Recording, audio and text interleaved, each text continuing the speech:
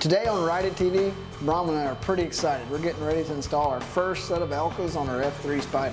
Yeah, I mean, these things are awesome. Look how cool they look. Now, the new shocks have got more preload, better spring rate, and unlike the stock shocks, they have a dampening control. That way we can really put our shocks to exactly what we want them to be.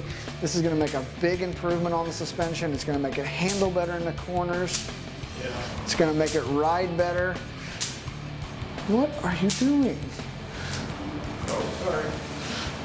Anyway, let's get these put on this thing before Brom runs out of bubble wrap. Put the bubble wrap down. We gotta put these things on, didn't we?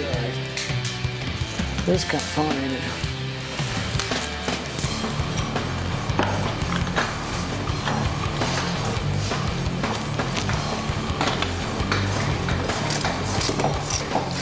First thing you want to do is take your lower shock bolts out. Taking your lower shock bolts out makes it a lot easier. It allows the suspension to drop down. Get both lower shock bolts out, and the A-arms will then relax and drop down, making it easier to get to your upper bolt. This is a pretty easy installation. Takes about 20 minutes to do both front shocks, start to finish. 20-minute mod. It's going to make this Spyder handle like it's on rails. With the new Stage 2s, the free floating piston, the technology allows you to mount the shock in the factory position with the spring up or down, whichever way you choose. Makes it for a lot better install and a better product that lasts longer.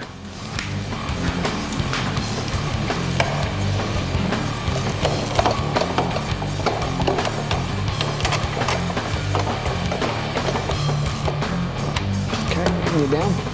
Just a hair. Right there.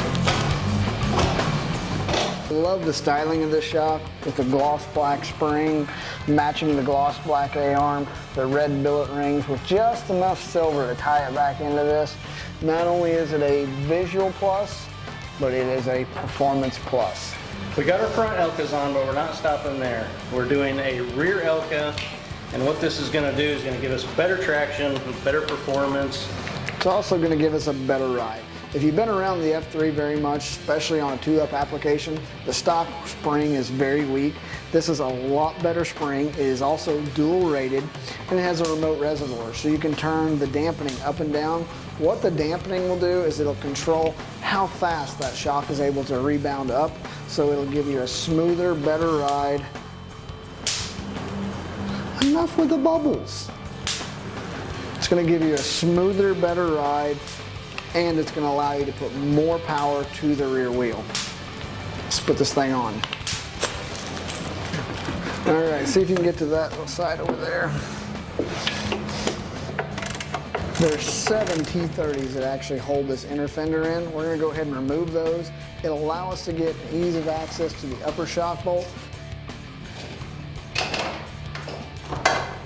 As you can see, we just pulled out the stock shock. Stock shock pretty well isn't much. Single spring rate, no adjustment to any type of spring pressure, no dampening control. It's got cheap rubber bushings and just a throwaway shock.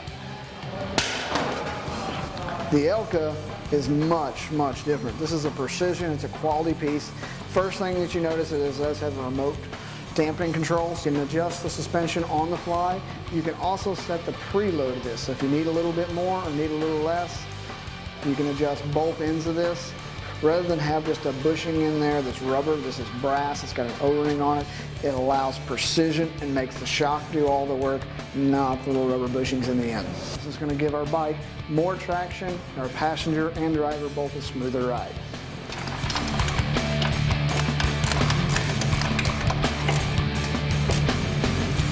Okay. Rear shock is installed. Now we're going to be installing the dampening control. Take the stock bolt out and put the bracket here and tighten it back down.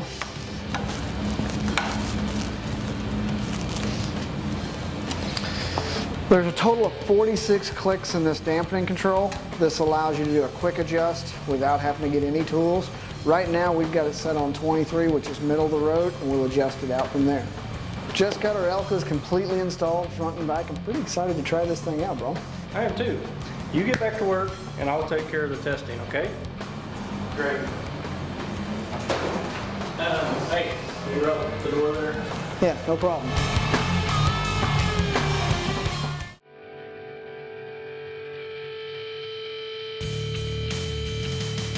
The site we chose for the Elka test was a county road with lots of curves. One with the curves, one with a lot of rolling hills so you could really see the flex of the Elkas. Before we installed the Elkas on the F3, we took the stock machine out and hit the curves to give you kind of a before and after.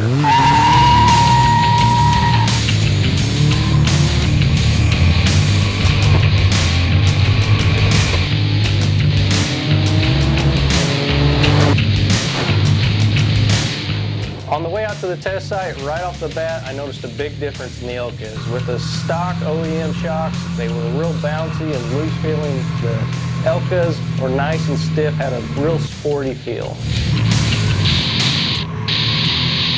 First test site was the curves. I noticed that I was consistently able to take the curves a little faster with the Elkas.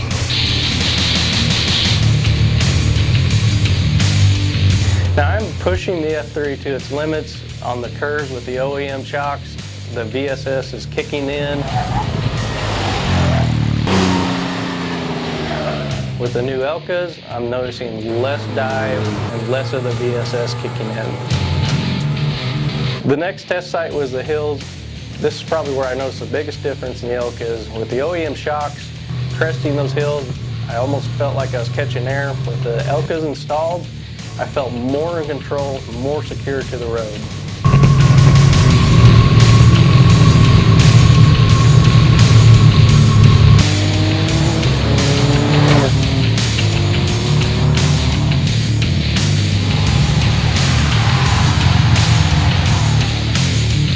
Right off the bat,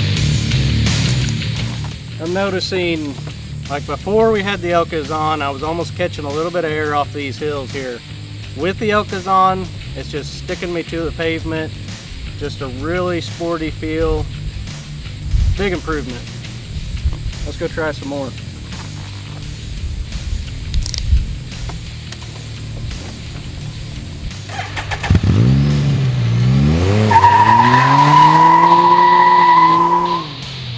Started out today just excited to be driving Lynn's bike while he's in the store working. But I really didn't know that I was going to feel that much of a difference in the Elka suspension. For an hour-long install that you can do in your own garage, this is the biggest bang for your buck. You're going to improve performance, ride, and handling of your bike. Elka suspension is the way to go.